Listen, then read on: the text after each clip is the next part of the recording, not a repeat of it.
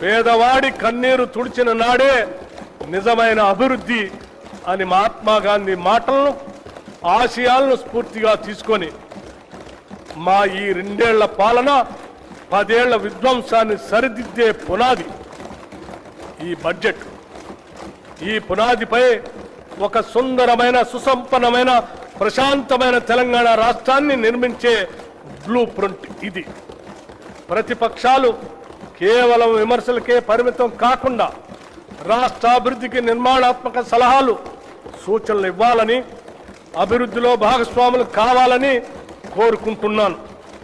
2026-27 budget అంచనాలు 2026-27 ఆర్థిక సంవత్సరానికి మొత్తం వ్యయం 3,24,234 కోట్ల రెవెన్యూ వ్యయం రూపాయలు 2,34,406 కోట్లు, మూలధన వ్యయం 47,267 కోట్లుగా ప్రతిపాదిస్తున్నాను.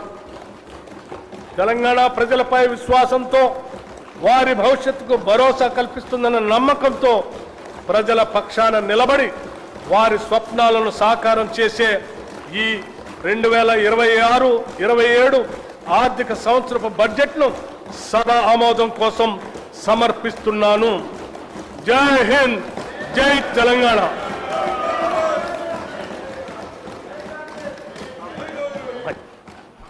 Annual financial statement budget for 2026-27 presented. The House is